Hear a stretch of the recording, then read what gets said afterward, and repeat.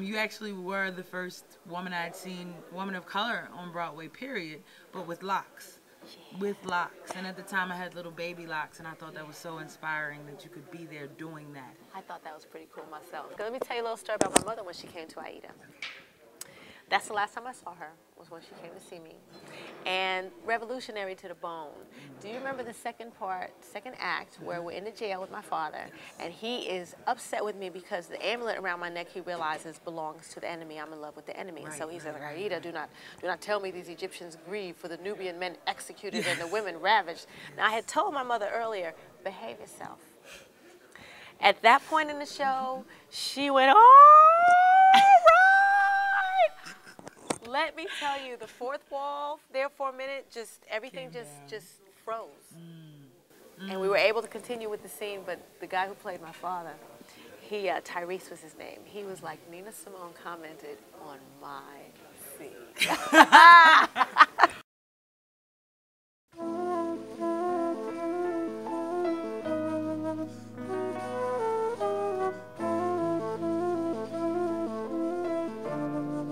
What's up, everybody? This is Reelblack, and we're here at World Cafe Live with Simone, daughter of the incredible, incomparable Nina Simone.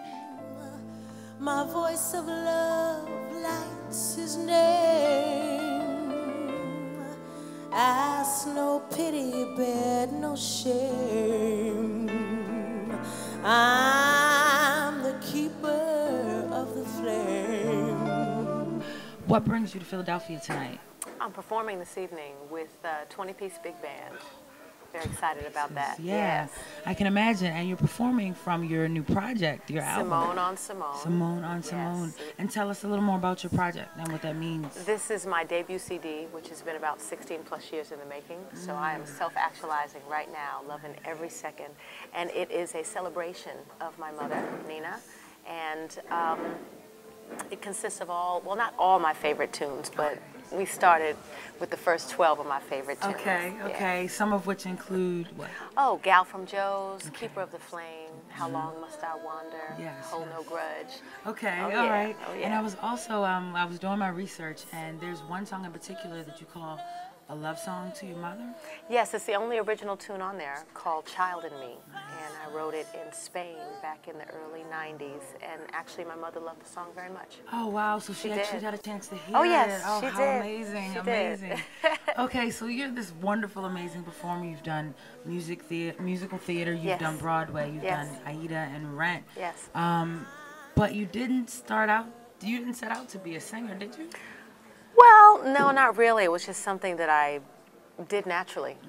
And I didn't make a conscious decision to do this as a profession until I was in my late 20s. I was actually in the military station in Frankfurt, Germany at the time when the lightning bolt hit me, and I was like, what the heck have you been doing all this time? So usually I find that the answers to many questions that we seem to be seeking in our lives have always been right there before us all the time. Absolutely. So do you feel like the reception was that you were well received when you decided this is what I want to do? By whom?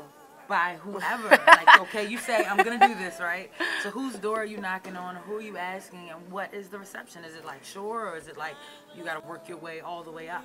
Well, the resolve was already within me. The fire was lit within my belly. So I knew that no matter who received it or perceived it, whatever way, that this is what I was going to do. I didn't want to look back in 20 years and wonder what might have been, because I'd already been wasting about 8 years doing something that I didn't enjoy. So it started with my parents. Neither one of them were very happy with my decision to go into the entertainment industry. So it wasn't until I did Rent that they both came to see me separately perform the role of Mimi that I did not have to endure conversations that had nothing to do with the entertainment industry. Right.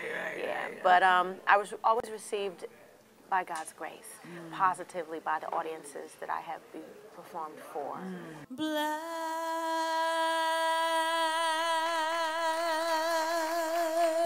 is the color of my true love's hair. That's really a blessing. And then to be on Broadway, I mean, so many people start from the bottom and move their way up, and they never get to That's Broadway. true, and it's interesting you would say that because considering it wasn't part of my dream, it wasn't part of my plan, and when I wound up there, at the time I didn't appreciate it as much as I could have until I returned to it to do Aida. And just like you said, there are many people who go to college and just their aspiration is to be on Broadway. Right, right. And there I was, there. Okay, so can you tell us what is one of your fondest memories of your mother? It's on the CD. The very first song that you hear is called Music for Lovers. My mother introduces me. It was July 24th, 1999. And if you look inside the CD, you'll see a picture. It says Family Limousine Ride to the Guinness Blues Festival. It was my daughter, who was 6 weeks at the time, my mother and myself, and we were riding in a limousine to the actual venue. And you hear a portion of that night. And Mommy said that she hadn't accompanied anyone since she was about 18, 19 years old. I think that might have been when she was living here in Philly. Oh, wow, okay. So it was an epiphanous night for both of us. It was a true acceptance on her part of me as an entertainer and a performer, and when she could say, hey baby, go down center stage and let me play for you. Right, definitely. No, I mean, what an amazing thing, and I think that's really personal to share, like, with all of your listeners on the album, so I'm giving thanks for that myself. But I also wanted to ask you, how much of an influence do you think your mother was on you in terms of music-wise? You know, was she constantly saying, you know, I'm going to teach you this or that, or was it a matter of you waking up one morning and mom's playing the piano, or you go visit mom and all you hear is just her music? And how did that affect your musical tastes and influences and what you bring? I think it's, first of all, we never really discussed music in terms of me doing it as a profession or her lecturing me or teaching me on something. Most of the time we sang together. She would teach me songs. She would teach me different things on the piano, that duets that we could do. I think because I breathed the same air as she. I was at a lot of her concerts in the wings. When you're around something, first of all, when you have something in your DNA, there are a lot of similarities that amaze people even to this day. When parents and kids don't live in the same place, you know? So I've absorbed a lot of stuff through my DNA, as well as by being in the same places that Mommy was. Absolutely, and I know you say, also I was reading that you feel an incredible, immense bond towards your mom, and I've read also that, you know, you moved around a lot and she moved around a lot, and you said that the umbilical cord is stronger than actually being in the same place. I don't want to paraphrase, yes, but interesting. Yeah. I don't remember half of what I said, but ooh, really? that was deep.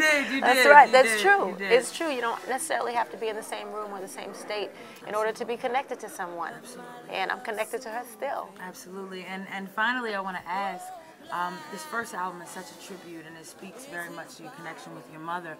But what do we look for also in the future from you, and what might your sound like? My sound is a bit different than this. My delivery remains the same. I've been influenced by church, influenced by jazz, and so that will probably be the common thread. This CD, Simone on Simone, pays homage to the one who walked before me, the sacrifices she made, the messages that she left us with, and the love and healing that are represented in a lot of those songs. It's as if I'm giving my mother a bow. As I begin my journey, I always told her that she was the doorway through which I had to walk in order to achieve my superstardom, and I quote. And if I'm not walking through that doorway right now, I don't know what else to call it. I just had no idea that she wouldn't be here on this plane to see it. So now that she's done this, as I begin my second project, it'll be about Simone, the daughter, the message, the music, and people will get to experience more of me. Beautiful. Well, thank you so much for taking welcome. time out of your busy schedule to talk to little us. So I would really appreciate you, and thank you very much. All right. This is Reelblack. See you in 2 weeks. Oh, despair, and no matter where